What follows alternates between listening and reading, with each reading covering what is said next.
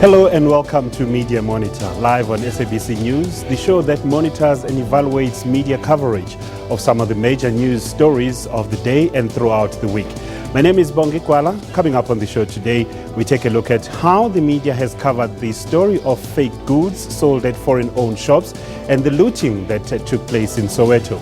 Does US President Donald Trump have a point when he claims that Google search results are rigged for him and others so that almost all stories and news are bad?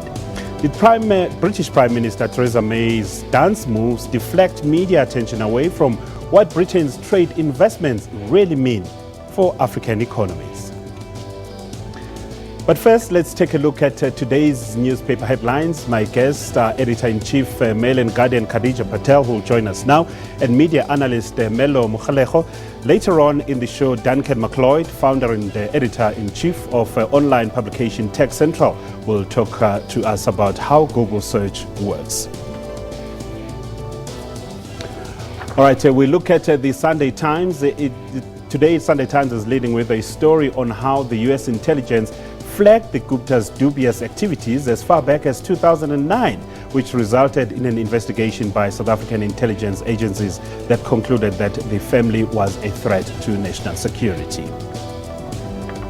City Press is running with a story about a prominent Johannesburg businessman, Angelo Agrizi, who allegedly refers to his former black business partners repeatedly with the K word in an audio recording that has emerged amid a fallout with them. The article further states the audio recording is at the center of a criminal injuria case opened by Agrizi's former colleagues, Johannes Kumete and Babali Shabane, at the Douglas Day police station recently. The Sunday Times, or rather Sunday Independent, carries a story about lawyers representing current and former officials implicated in the State Capture Commission of Inquiry expected to argue before Deputy Chief Justice Raymond Zondo why they should be allowed to cross-examine witnesses. KZN's Sunday Tribune runs with a story about self-proclaimed DA activist Gretchen November, who sparked social media storm this week when she described new Nelson Mandela Bay Mayor Mongameli Bobane as a baboon in a private WhatsApp chat with her colleagues. November is begging for forgiveness, saying she's prepared to do anything to correct what she's done, also appealing to South Africans for advice. Zimbabwe's Sunday Mail is leading with a story about how the number of challenges against assembly and local authority poll outcomes brought to electoral court fell significantly this year as compared to 2013. Nigeria's Daily Trust leads with a story about how governors in the ruling All Progressive Congress said yesterday that states would exercise their rights to conduct indirect primaries in selecting the party's candidates for the 2019 general election.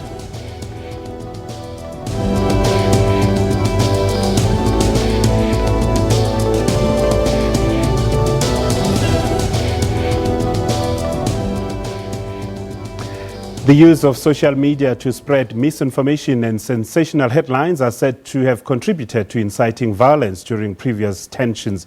This week, 4 people were killed when residents went on the rampage this week in Soweto. The National Consumer Commission says the looting and violent attacks on mainly foreign-owned spaza shops allegedly selling expired and counterfeit goods were due to municipalities not implementing bylaws or conducting regular inspections. The Somali Community Board says they've met with victims to ask them if they do sell expired goods, and if so, why. Since this has not been the first time the media has covered tensions like xenophobia, has coverage improved, and what lessons have we learned? Let's take a look at this short video.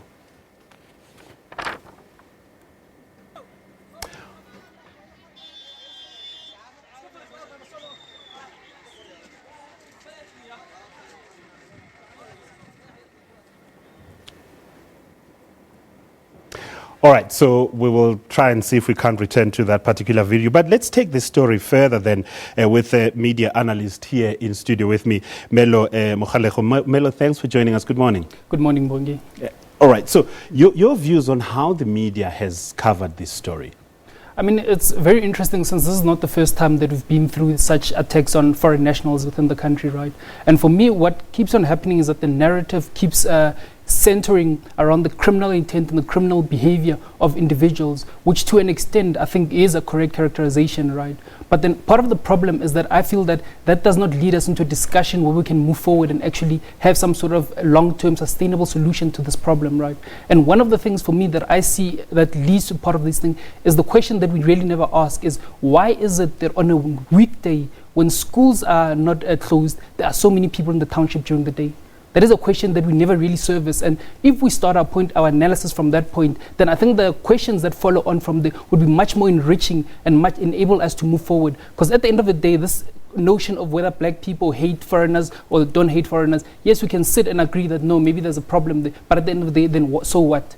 Then what next is supposed to happen? So I'm getting a sense that it's far bigger than just the event. It talks to socio-economic political issues. I mean, absolutely. I mean, for example, if you look at in terms of economic issues, I mean, when you look at the data, for example, for a major retailer, something like Pick and Pay, ShopRite and Woolworths and so on, what you find is that because of the inflationary increases, the increase in petrol prices and so on, and the increase in VAT also, they're not passing through some of those price effects onto consumers and they're absorbing those prices. In effect, they're competing on volume, if you will. So what in its essence also may be happening within the township economy is that because people are squeezed in terms of discretionary income, because there's a low buying power and aggregate buying power within those communities, people then have to rely on cheaper products, and then those cheaper products perhaps would be these expired foods. So the question that also needs to be asked is, why are people buying expired food? Because you can't tell me that black people are so ignorant that they can't see that food has expired. So on some level also there's an issue that the economy is not performing well, and these things are manifesting in all of these small protest actions, and those are the conversations that we're not having, right? Because at the end of the day, we do need to do something structural to fix our economy such that people can be able to be in a better position. Has the media failed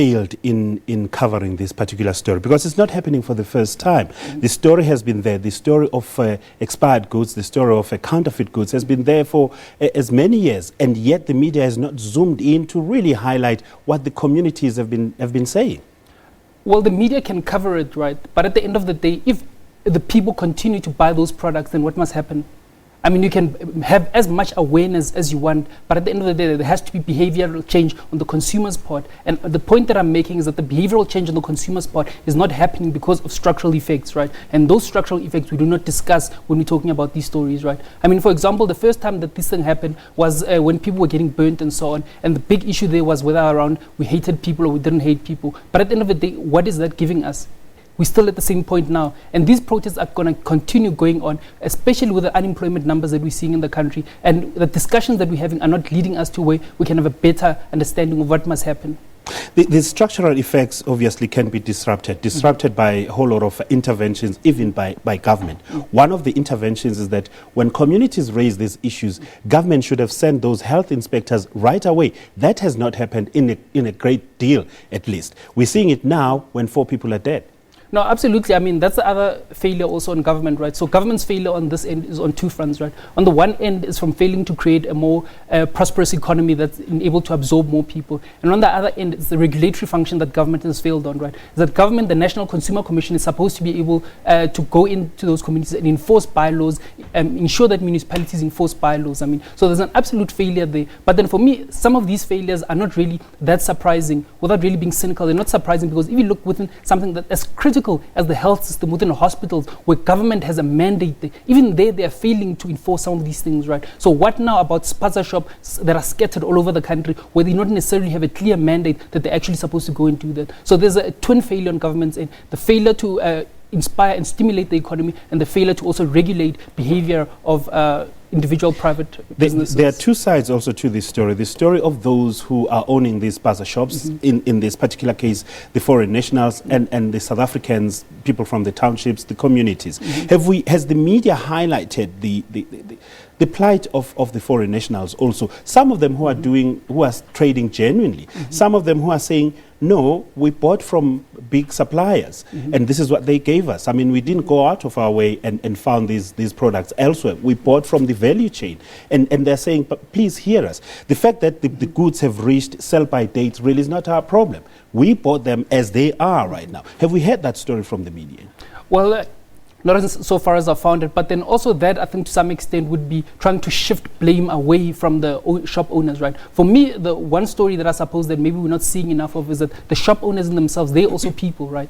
They're also humans trying to feed their families. It's not that they're some aliens without feelings, without needs that they also need to service, right? So they're also people, in as much as the people that are looting, they're also humans, right? So there is that dynamic and that tension, right? But then there's also an inherent responsibility on the shop owner's part to ensure that the goods that they're servicing, there has to be a level of good faith in the products that they're selling to people. And you can't just say, no, that the suppliers have given me expired products. I do not think that would cut it. So is it important, though, when media covers a story like this, to mention that these spaza shops are owned by foreign nationals? Does that not further incite and perpetuate violence then? I mean, absolutely. I think that's a very critical point there, right? Because then the question becomes, what relevance is it that the spaza shops are owned by foreign nationals, right? Because those people, if they're humans, then why do we need to further designate them as foreign national? Does it make them more human? Does it make them less human? Does it make the violence more legitimate, less legitimate? I do not necessarily see what it contributes to that extent, right? Because it almost says, it wants to make an excuse for why people are doing this, right? Because it says that, no, but then because it's foreign nationals, maybe it's more acceptable, we can understand it, why the community is doing. But it's unacceptable because those people are people. At the end of the day, they are people also. And obviously the issue of social cohesion, it comes to the fore as well. What does it do to that? To really embrace everybody who is in your society at any given time. By their very nature, the foreign nationals in a foreign country become vulnerable. To further then report in this particular way further puts them in danger. So my question therefore is, there needs to be some level of social cohesion. What does this reporting then, or how does this reporting then further put them in danger? For me, I think the point that you're raising, right, we can take it back and underlie it with this notion of rainbowism that emerged out of post-1994, right? I think part of the problems with this rainbowism is that we want to foster false cohesion while people do not necessarily have the economic situation and the socio-economic situation to be able to live in a cohesive manner, right? You cannot expect people that are unequal, people that are suffering, people that are hungry to want to aspire to some of these notions of cohesion, right? First, you have to fix some of those material circumstances in order to ensure that people can live cohesively. I think for me, a very critical point to raise there is that the mere fact that these shops are able to operate within the township for long periods of time without violence indicates that there is a level of acceptance, there is a level of cohesion, there is a level of familiarity with the people in those communities, right? It just so happens that every now and again you have the circumstances bring themselves to bear on people, and it triggers these violent episodes. So it's an issue of, when I'm hungry, then I look for the next vulnerable person to victimize, right? It's not necessarily that I necessarily do not want this person, because we see those communities, they do live together with those guys. So what role then can the media play in diffusing the situation in their reportage? How should they handle this? I think for me, in as much as we can want to report the events that are perhaps a little bit sensational and attract headlines and attract views also, we need to also sometimes take a step back and look at the underlying root structural causes of such situations, right? Because at the end of the day, we may say, no, we've got the best coverage because we reported XYZ was stealing this fridge, we reported the factors, we reported this and that. But at the end of the day, this thing keeps on repeating itself. So then the question you need to ask yourself is, are you effective in your reporting? Are you highlighting the issues that government should be addressing in this issue, right? Because you keep highlighting this issue, but somehow it's not sinking through. So maybe you need to take a step back and say, are we actually addressing the correct issues? The role of the social media here, we saw these visuals on social media, and then everyone that just harp on them. But importantly, how the narrative changed, because somebody tweeted that, these people are saying these goods have expired. These are counterfeit goods, but they are looting them. And then the narrative changed all of a sudden, and then the focus was on looting counterfeit goods and expired goods. So the role of social media here? I think that there's two factors in reporting, right? The one is the dissemination of facts of actual events that happen, and the other one is the analysis of the situation, such that you can construct a narrative that can help you to be able to better have interventions there, right? I think social media does very well in terms of being able to be a disseminator of information, disseminator of facts, and I think news organizations are competing with social media on that regard, right? So whether whether it was looting or not looting, the goods were not expired or whatever, I think often you'll find that sometimes people on the ground are able to have better access to that information and they're able to post it up, and the media might not necessarily have that thing, right? But where social media is very weak, I think, at points, is in the analysis, in the bringing a broader structural narrative, which is what the media actually should be doing and should be fostering in order to be able to facilitate and drive the discussion in a particular direction that is constructive. So where to from here? The problem remains in community. The owners of these bazaar shops have fled. They'll come back and they'll re-establish. Communities need cheaper and affordable goods. They'll continue to buy these goods. These goods are still available. These consumer goods are still available. So again, we will see this flare up maybe in a year's time or 2 years' time. So what is the way forward? I think for me, there's two important issues that you've raised, right? So the first issue is about the fact that consumers will continue to buy these things. I mean, if we take a classic example of something like Woolworths, right? At Woolworths, every now and again, they're taking expired food off the shelves, right? And part of the reason for that is because consumers that go to Woolworths won't necessarily buy that food, right? Because they have this discretionary income to be able to do that, right? So in a depressed economy like we have, like people that in the township living in squatter camps do not have that discretionary income to be able to make those decisions and have those luxuries, right? So in that sense, I think it will be very difficult going forward for us to be able to say that no, then this won't happen. I think the other issue now is also in the continual victimization of foreigners and so on. I think for me, this is a broader structural issue, right? And it speaks fundamentally to the notion of the inequalities that we have in society, the poverty, the unemployment, right? So to the extent that those problems continue to manifest within our society, we'll keep on having these flare-ups. And these flare-ups do not necessarily emanate from the fact that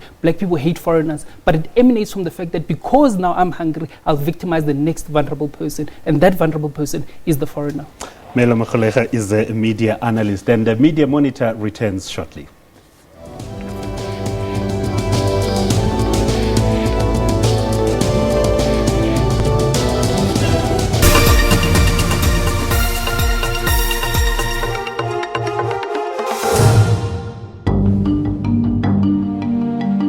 I always say entrepreneurship are those that see opportunities where others don't. You can't give me a bad deal. You can't cheat me. Because I'll read my own contract. I know what's going on in my contract. But I've never been afraid of a challenge. I'm one of those people.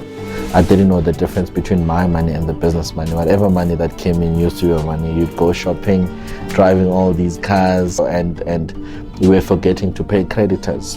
If we're more diligent with how we utilize our money. So the great thing with this and my other job, being an advocate, is that in both industries, I sort of own my time. Today, we're doing inner city buildings, we're doing commercial projects, and we're doing property development even within the township scale, and even now going to the extent of now even establishing offices in the States to be able to raise capital to invest in Africa. Keep it locked to Bupilong every Saturday at 5:30. Special assignment. Crime keeps the society in terror and pain. Why so? If someone phones me, this phones me, tells me, okay, look here, you need a solver. And I get you all driving, I'll take it. What pushes normal people to be so hard, heartless, and brutally kill one another? The other side of it could be more for their own psychological need. It might be part of a sexual fantasy that they have. It could be about power and control. After proper investigation is followed, the perpetrator gets arrested. It's quite a massive process. And ultimately they will pay our payments, right? Justice needs to serve. Emotional scars remain. We would pay any price to get him back, and the sad reality is that it's gone. Special assignment. We unravel the truth every Sunday at 21:30. Minister, they don't care first about the backyarders. And then we are sick and tired.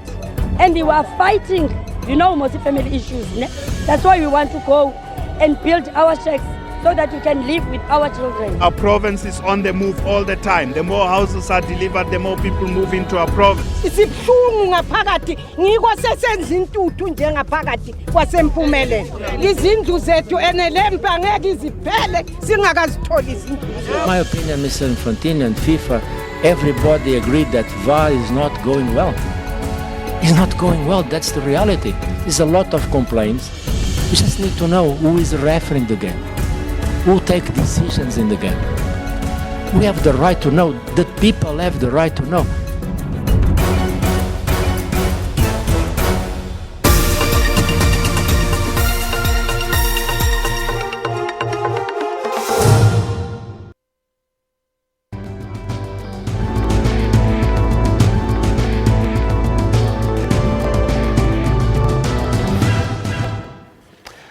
Welcome back. U.S. President Donald Trump says Google and other tech companies are treading on very, very troubled territory.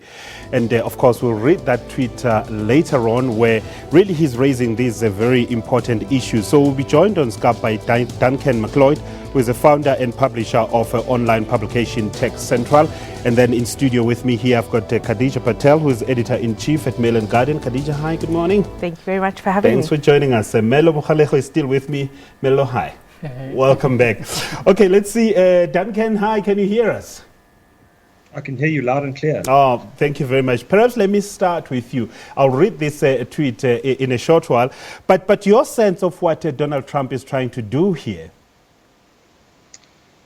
Yeah, it's an interesting one. I think that he's. I mean, certainly some of the reports I've read have suggested that this is a very important issue for his conservative base. That it fires them up just as much as gun rights do, and that this is really appealing to his core right-wing base in the US. Yeah. Let's try and bring up this tweet so that we put it into context and just try and understand what is it all about. So he's saying that Google is treading on a very, very troubled territory. In fact, let me take a look and see. Google search results for Trump news shows only the viewing reporting of fake news media. In other words, they have it rigged for me and others so that almost all stories and news is bad. Fake CNN is prominent, Republican, conservative, and fair media is shut out. Illegal, he asks. And then, of course, 96% of, as this Twitter continues, 96% of, all right, we'll return to it, this tweet by Donald Trump. But just broadly, maybe let me bring you in, Khadija, here. Your sense of what is happening here.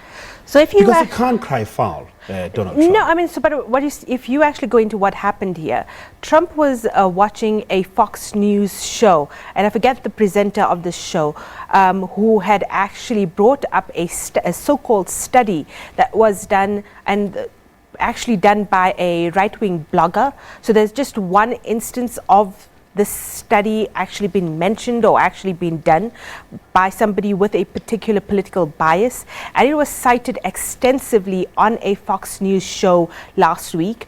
Trump, of course, as we all know, is an avid fan of Fox News and basically allows his worldview to be framed entirely by what he consumes on that show. We saw it the previous week when he watched, the segment on South Africa and the so-called white genocide, and that again, it resulted in a tweet and him asking his Secretary of State to take action. Similarly, in what happened this week, he sees the segment on Fox News.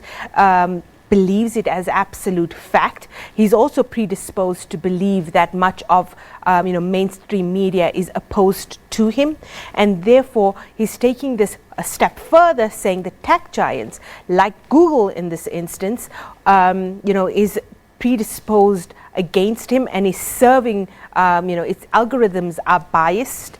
And so what the threat here is for that Trump is alluding to is the threat of regulation, of government regulating tech giants like Google and Facebook. And I think Duncan would perhaps be able to speak a lot more. I think Facebook is due to be in the U.S. Congress, appearing before the U.S. Congress sometime within the next 10 days. So this is a hot topic, but the danger that we have here is Google is a business, right? And it is set out to make money through advertising. So the threat that we have here is, how is this political pressure going to come to bear on this business? But can they manipulate how people search certain stories, Melo? I mean, absolutely. I mean, I think Khadija has it spot on in terms of how Donald Trump got to this point. I think he was watching Lou Dobbs' show, and there was a research article published on PJ Media by Paula Bolliard, which said that basically Google has a bias towards left-wing news outlets. In the US, the way they define left-wing and right-wing is basically, I think, a little bit different to us, where their left-wing would be more maybe where our DA politicians are, and then their right-wing is like very extreme, free market, libertarian type politics, right? So for me, to answer your question, I actually do think to some extent that Donald Trump actually has a point on this thing. I think the one point where you see this thing, for example, is with Google's foray into China, right? So the Chinese government has told them that they do not want Google to come there and become a free operating thing. They want to be able to control those searches, right? And Google seems to be acquiescing to the Chinese government, right? So that in itself, if you analyze it, it means that Google has the capacity to be able to manipulate in the background what users can and cannot see, right? So that for me is the first major red flag there, right?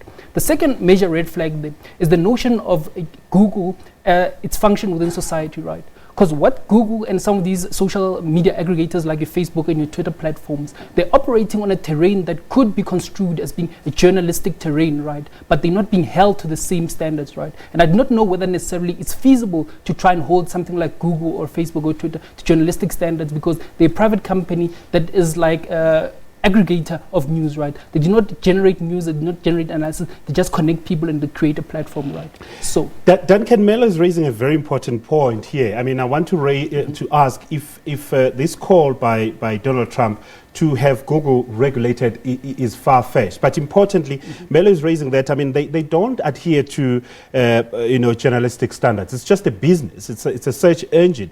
So there's no media freedom there. If you regulate them, you're not suffocating really any media freedom. But is it far-fetched that Trump thinks in that particular way, particularly for a democracy like the US one? I think so. I think it is very far-fetched. I think that ultimately this is a free speech issue, and I don't think this is going to get past the U.S. Constitution. He's not going to be able to regulate these companies. I think the other important point to be made is that that these companies make use of algorithms to surface news, and Fox News, which Trump is a big fan of, is often surfaced quite high in Google News. Perhaps he doesn't like the fact that liberal reporting from outlets like the Washington Post and the New York Times is surfaced sometimes high in the Google News search results, but ultimately these are algorithms that are surfacing this information. I suppose algorithms at the end of the day can be biased because it depends how the algorithms are programmed or written. But it's interesting that America is a free market, and if there's space in the market for a conservative social network, I'm sure that one will arise in time. So I'm sure if you're going to accept certain results, then you must accept others. I'm saying this because he is a beneficiary of the Cambridge Analytica Facebook, issue that we know about right now that is in front of the Congress in the US. So surely he will pause and think back and say, how did I benefit here? So is it then justified for me to make this comment to say it must be regulated, Google? I'm sorry, I've got some bad feedback on my headphones. Could you repeat the question? So the question really is that if Donald Trump benefited from Cambridge Analytica and Facebook, can he, in the same breath, talk about regulating Google then? I don't think he can. I mean, again, I think this is a free speech issue, and the question is: are these companies, are they media companies, or are they social networks? Ultimately, all the content on these platforms is provided by, I mean, particularly on Facebook and Twitter, provided by end users, not by working journalists. So, are they regulated in the same way that media outlets are regulated? I'm an advocate of free speech. I think that it's dangerous to ban speech, even if it's speech that you disagree with highly. I think rather have a contestation of ideas out there, and I think the facts that are wrong will be surfaced. I mean, I'm quite worried about the fact that Alex Jones, for example, has been banned off certain platforms like YouTube and others. I quite like the approach that Jack Dorsey has taken, the CEO of Twitter, where he says just let the information flow freely and let consumers at the end of the day make up their minds about what is correct and what is not correct. Duncan McLeod, thank you very much on Skype there. He is the publisher of online publication Tech Central. Okay, maybe Melo, just a brief one. So for me, I think the fundamental problem here is actually a little bit more nuanced, right? I don't necessarily think it's an issue of technology per se, but I think it's an issue of value judgment, right? And the reason why I say that is because, like, if you look, for example, in terms of copyright law, right? Like, there's been like the Millennium Digital Act, which says that if users upload copyrighted material, then search engines are supposed to take it down and so on. And from a technology perspective, they're able to do that, right? The difficulty with this news thing is that it's very difficult to make a value judgment of whether a certain perspective should be pushed forward or not, whether or not those Google and those social media aggregators should be subjected to things such as fairness, should be subjected to things such as representativity in their search results. I think that is a value judgment, not a technology question. All right, I guess we're going to have to leave this discussion there for now, but coming up next, we talk about UK Prime Minister's Theresa May visit to South Africa, coming up next.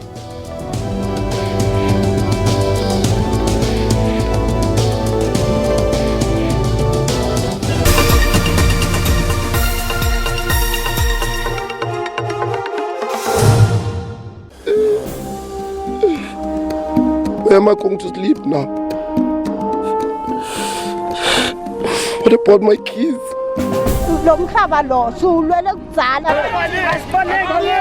There is bribe involved because we are not aware that they will come today. People are being evicted about 2 months ago in May. We served the first court order. This is private property.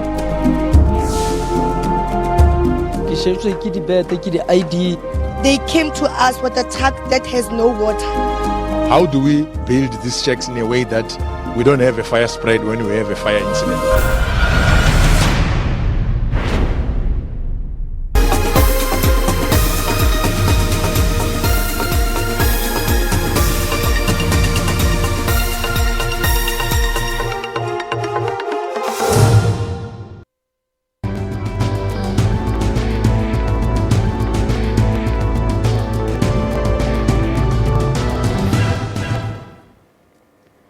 Welcome back. One of the stories that hogged headlines this past week was British Prime Minister Theresa May's visit to South Africa, Kenya and Nigeria.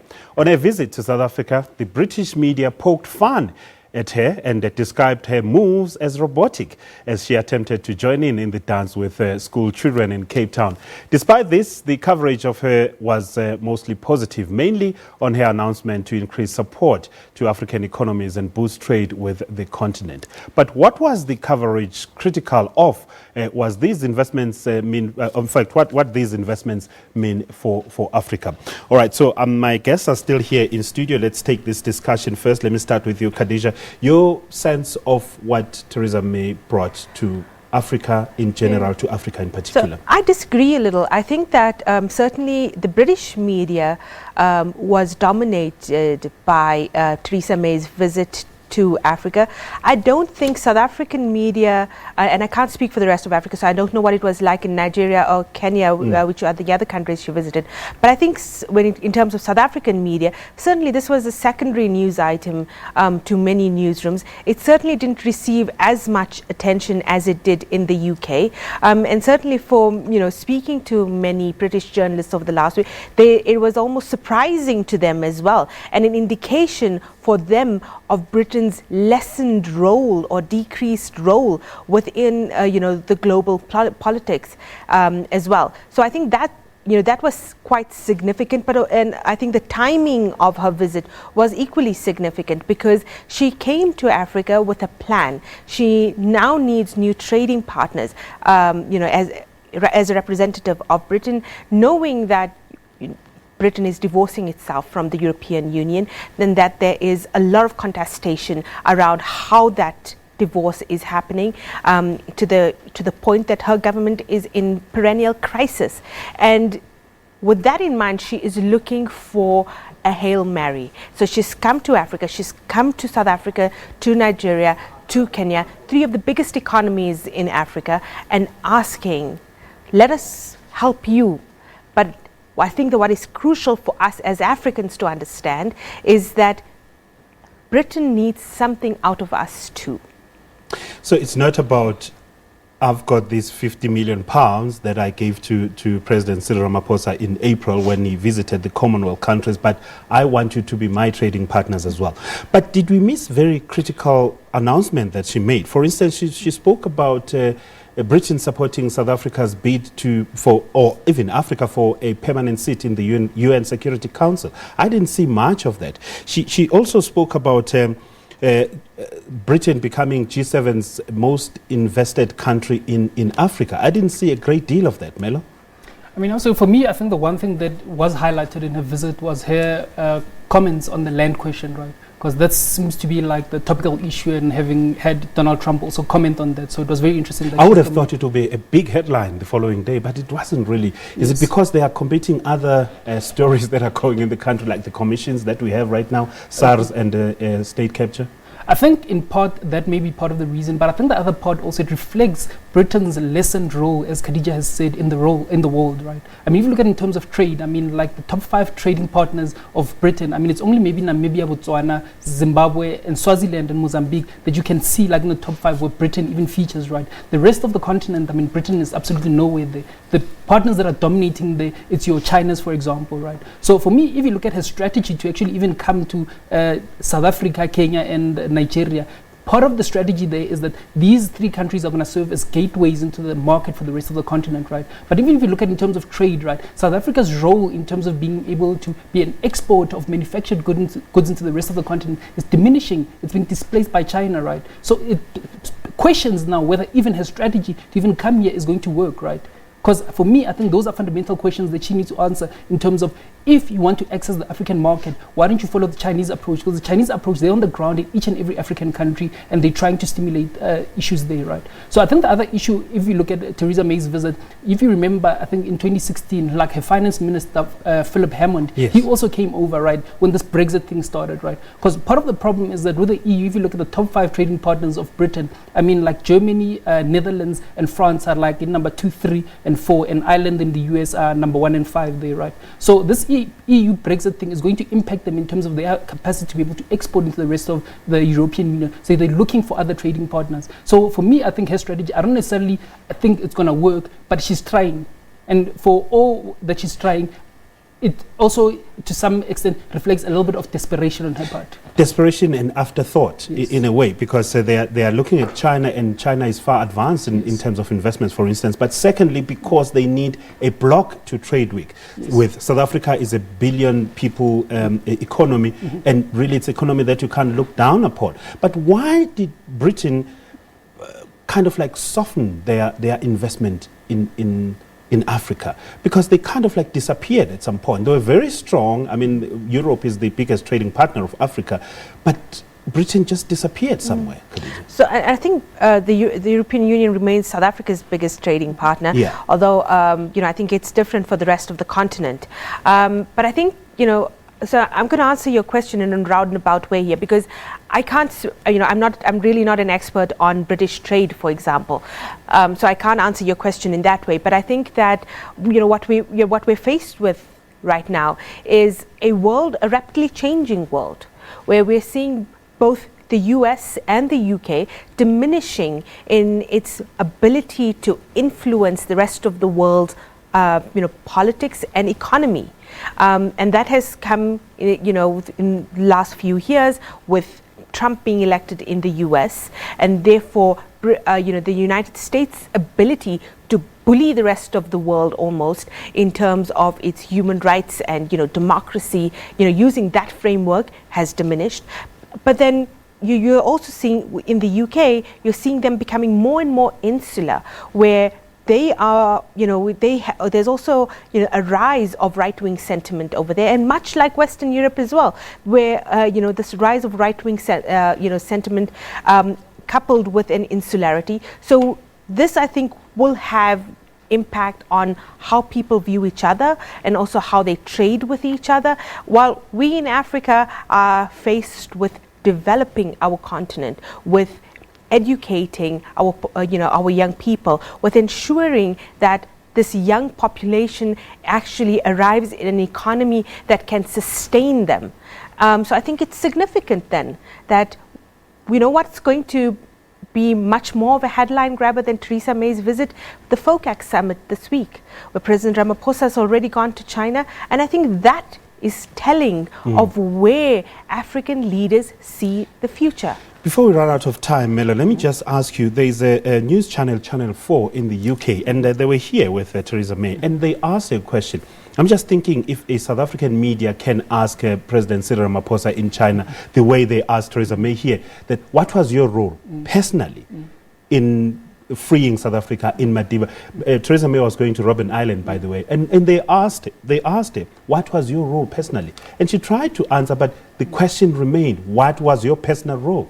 I mean, absolutely. I mean, that for me was critical. I mean, it speaks to the notions of media freedom and like free speech and so on, right? Because the question that they wanted to know from her is that even with all the anti-apartheid protests that were happening, because you were an activist, you were active in politics at that time, why didn't you join that struggle, right? And obviously it speaks to a conservative outlook that she's part of the Thatcherian school of thought in terms of politics, very conservative and so on, right? But in terms of Ramaphosa, I think in South Africa, the environment is much smaller. I think it is also, there's a lot of risk, I suppose, maybe something that Khadija can speak to in terms of media establishment to being that outright and to be that confrontational to a politician. I think that there's a bit of calculation that you have to make as a South African media house. The market is not that big that you can... So if I can come in there... Very quickly, yeah. First of all, President Ramaphosa would be able to answer what he did to free South Africa very, very easily. Right? I mean, his record is history. No. Yes, the point is that, so the questions we ought to be asking him are his role, first of all, as a business person in South Africa and what he has done as a capitalist. That's number one. Number two, you know what's the more pressing thing? The President Ramaphosa insists that while he was deputy president to President Jacob Zuma, that he did not know the extent of state capture.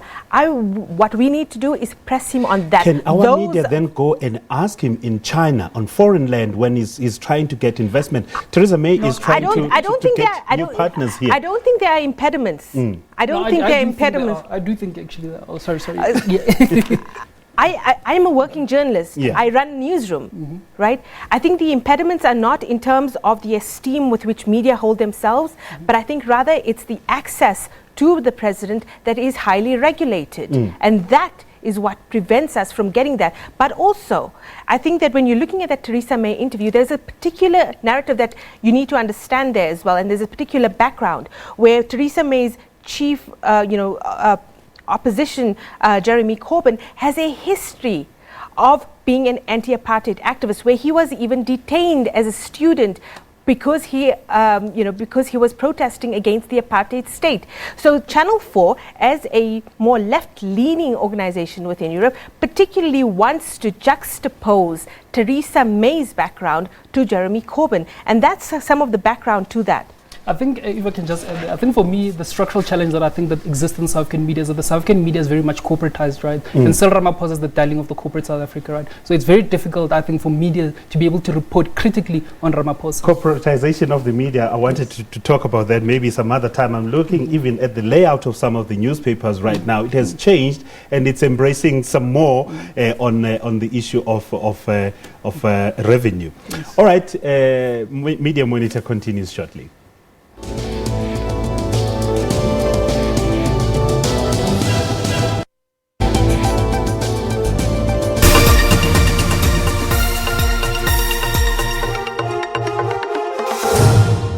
We are tired and we want people to take action. We want government to take action because women are being raped, women are being killed, women are being sexually and physically abused every day.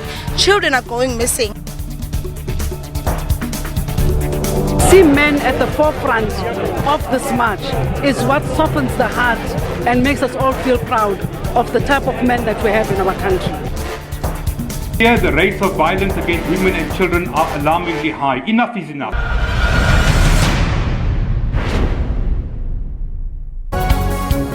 News at 9. We go beyond the headlines of the day and breaking news to bring you all the angles and in-depth analysis of stories that impact your life. We are on the ball with all economic stories. Our bureaus around the globe are ready to connect you to events as and when they happen. So join us every day at 9 to zoom in on the day's big stories.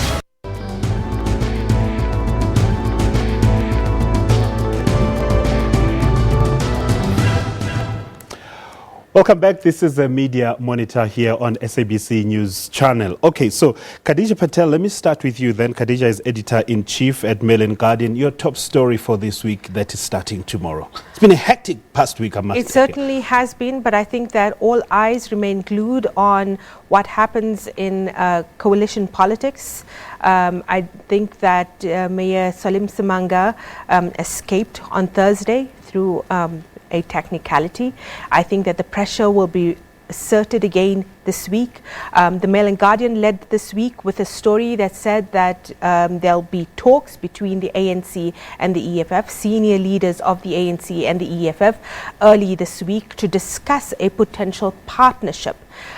We framed the terms of, that this partnership appears to be taking as an open marriage, where Julius Malema says that they are open to working with the ANC on Swane, but they still, would be free to look at other partners elsewhere.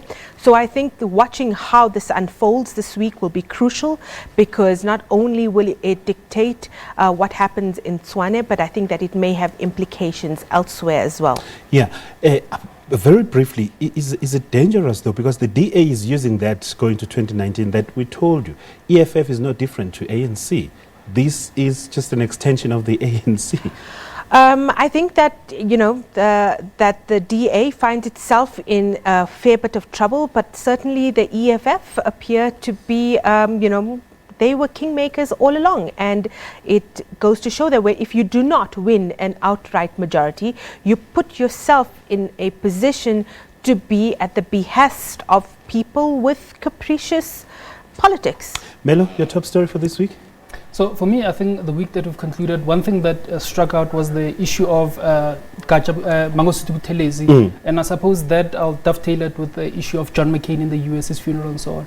I think, give a bit of context, the issue of John McCain passing and his role in the Vietnam War, and then how the US media were reporting him as a hero and so on. So for me, it brings up the issue of how do we report on public figures that have had negative experiences or negative impact on the public body politic, right? And Mangosuthu Buthelezi, around his 90th birthday celebration, there was this effort to try and cast him as being this angel that actually saved South Africa from bloodshed and violence and so on. But actually, if one goes into the history and looks around that period of 1990, 1994, when we were transitioning into democracy, there was a lot of issues with the IFP, and then Mangosuthu Buthelezi was at the head of the IFP at that time. So for me, the critical issue that I suppose that we still grapple with and we still struggle with in society is how do we report on public figures, especially when they are alive? Because obviously when they are dead, we generally struggle. We can't report critically on them. We struggle. So for me, that has been a big story for me. And the EFF spokesperson's Boysen Ndlovu's tweet as well. Yes, saying that Mangosuthu should have won a Nobel Prize or something to that effect. Which, So what is missing in the Sunday newspapers is the story of the Northwest. It's a big story. The PEC has been dissolved there, and Supramayo Mapile is no longer the chair. What does this mean? Is it something that is going to be reported about in the week, or it's dead? It's done? I think that it was actually reported throughout the week. Well, it's a story that was actually confirmed on Friday. Yeah, but I think that it received quite a bit of airplay on Friday. I think that it may be picked up again. I mean, I haven't looked at the Sunday papers in depth already. I think that it's a story, for example, that us at the M&G will pick up during the week to see what's going on there and how who are the power brokers within the PEC. Supra remains a power broker. And I think that is crucial to what actually happens there. The commissions, of course, the SARS Commission and the State Capture Commission. Now, obviously, that is, I think, big news. And in terms of, I think what a lot of people have been complaining about is that it lacks that sensational element about it. And I think part of it also maybe speaks to the quality of testimony that we've had at these commissions, right? Because people were expecting, hard facts that you're going to say, yes, we've nailed him, he did this and that, and here's the proof. But it's up to now, it's just been really hearsay and rumors, and a lot of it, it's much stuff that's contestable. So I think for me, in terms of the commissions, we're expecting a little bit more robust stuff that's concrete. And once we have I disagree. I disagree there fundamentally. I think yes, Fakey Mento certainly, her testimony was not ideal, but I think both Themba Maseko and Pumla Williams were decisive. They were clear about how exactly their roles as civil servants and how their jobs were influenced by politicians who sought to curry favor with with the Gupta family and their associates within government. And I think that it is dangerous for us to expect a commission of inquiry to be somehow entertaining, because one thing it is not is there for our entertainment. It is there to produce facts, and that will take time, and that will be laborious, and it will be boring. All right. To both of you, thank you very much for joining us. Thank you. And thank you for watching our show, Media Monitor. We hope that you will join us again, same time and the same place next week. From me and the team, it's a goodbye to us, and stay blessed.